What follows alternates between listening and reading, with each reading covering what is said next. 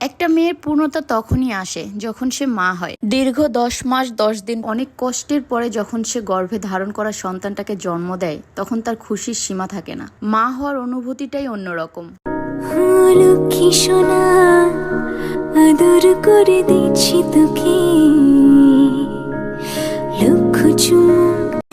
Hello everyone, আসসালামু আলাইকুম, welcome to my another video. So guys, সবাই কেমন আছেন? আই হোপ সবাই অনেক ভালো আছেন। আমিও আলহামদুলিল্লাহ আপনাদের দোয়ায় অনেক ভালো আছি আর অনেক বেশি হ্যাপি। আমি তৃতীয়বারের মতো খালামণি হয়ে গেলাম, আর এই আনন্দ ঘন মুহূর্তটা যদি আপনাদের সাথে শেয়ার না করি তাহলে কি হয় বলেন। এটা হচ্ছে আমার বোনের মেয়ে আর আমার কলিজার টুকরা, আর ও এতটাই হ্যাপি কারণ ওর এখন ছোট্ট একটা ভাইয়া হয়েছে। আমার বোনের সিজার কিন্তু একদিন আগেই হয়ে গিয়েছে। আমি আজকে হচ্ছে গিয়ে যাচ্ছিলাম ওকে দেখতে, দেন আজকে রাত্রে ওর সাথে আমি ওখানে থাকবো। তাই চিন্তা করলাম যে একটু ছোট্ট করে একটা ব্লগ করি, কারণ গতকালকে সিজারে কোনো প্রিপারেশন ছিল না ভিডিওর, যার জন্য ভিডিও করতে পারি নাই। সো আমরা রেডি হয়ে গেলাম, দেন বেরিয়ে পড়লাম। আমার বোনের মেয়েটা আমার কাছেই ছিল, কারণ ওর পরিস্থিতি ভালো না দেখে ওর ওখানে আমি রাখিনি।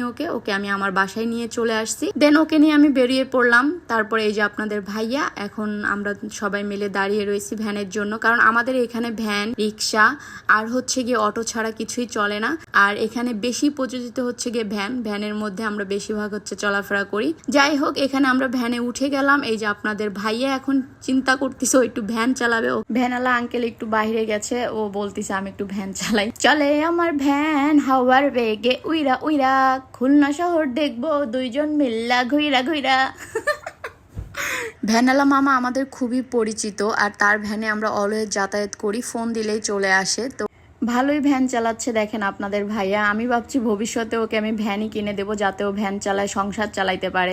এদিকে ভ্যানওয়ালা মামা চলে আসছে, তাই তাড়াতাড়ি করে ভ্যান থেকে নেমে পড়ছে। সো গাইস, আপনাদের ভাইয়ের কাহিনী তো শেষ হয়ে গেছে অলমোস্ট। এখন আমরা রওনা দিব হাসপাতালের উদ্দেশ্যে। আর হাসপাতালটা বেশি দূরে ছিল না, খুবই কাছে ছিল, যার জন্য আমরা ভ্যানে করেই চলে আসছি। এই যে দেখতেই পাচ্ছেন, আমরা অলমোস্ট হাসপাতালের কাছাকাছি চলে আসছি। এটা হচ্ছে 8 দিন হাসপাতাল, আর এটার লোকেশন তো আপনারা কম বেশি সবাই জানেন। খুলনা শহরে যারা থাকেন তারা কম বেশি জানেন যে 8 দিন হসপিটালটা কোথায়। আর 8 দিন হসপিটালটা কিন্তু অনেক বিশাল একটা হসপিটাল। গাইস, আমরা কিন্তু চলে আসছি 8 দিনে। আর এখানে ও ভ্যানওয়ালা মামার সাথে একটু কথা বলতেছিলাম, আমাকে বিদায় দিচ্ছিল, আর আমি আর আমার গুড়িয়া হাঁটতেছিলাম। আমি কিন্তু খুবই খুশি আর খুবই এক্সাইটেড যে আমি তৃতীয়বারের মতো খালামণি হয়ে গেছি। আর এই যে এখানে আমরা এখন 8 দিনে ঢুকবো, আর এখানে সিস্টেমটা হচ্ছে এখানে জুতা খুলে হচ্ছে কাউন্টারে জমা দিতে হয়। সো আমরা জুতা খুলে কাউন্টারে জমা দিলাম, দেওয়ার পরে আমরা ভিতরে চলে আসলাম। এই যে আপনাদের ভাইয়া, সেও অনেক খুশি, সে তৃতীয়বারের মতো খালু হয়ে গেল।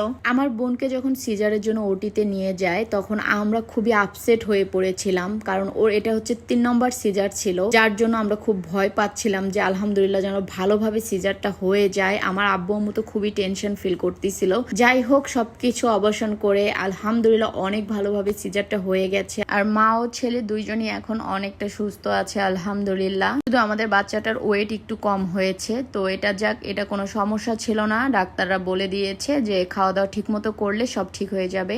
কথা বলতে বলতে লিফট চলে আসছে, আমরা লিফটের মধ্যে উঠে পড়েছি। আর আমাদের বেবি আর বেবির মা ছিল 7 ফ্লোরে। আমার তো খুবই আনন্দ লাগতেছিল, কারণ যেদিন বাবু হয়েছে সিজারে, সেদিন আমি বাবুকে ঠিক মতো কোলে নিতে পারি নাই, কারণ ও একদম ছোট ছিল, গুলুমুলু কিউট একটা বেবি ছিল, যার জন্য অনেক তুলতুলা ছিল। আমি কোলে নিতে পারি নাই, মনে হচ্ছিল পড়ে যাবে, ভয় পাচ্ছিলাম। সো আজকে ওকে খুব ভালো মতো কোলে নিব, জড়িয়ে ধরবো, আদর করব।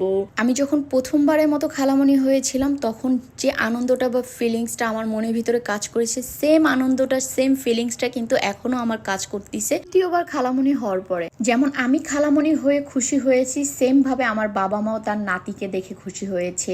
আমার ভাইও তৃতীয়বারের মতো মামা হতে পেরে অনেক বেশি খুশি, আর তার বাবা মাও অনেক খুশি তাদের এই 3 নম্বর সন্তান নিয়ে। আলহামদুলিল্লাহ তাদের সংসারে এখন 3টা সন্তান, 2টা ছেলে 1টা মেয়ে। তারা এখন অনেক হ্যাপি, আমাদের ফুল ফ্যামিলি এখন অনেক হ্যাপি। দেখতেই পাচ্ছেন আমি এসেই কোলে নিয়ে নিয়েছি আমার কিউট বাচ্চাটাকে, আর আমার বাচ্চাটা দেখতেই পাচ্ছেন কত কিউট লাগতেছে মাশাআল্লাহ। আমার বাবাটার ওজন একটু কম হয়েছে, সবাই মা ও ছেলের জন্য দোয়া করবেন যাতে ওরা সবসময় সুস্থ থাকে এবং ভালো থাকে।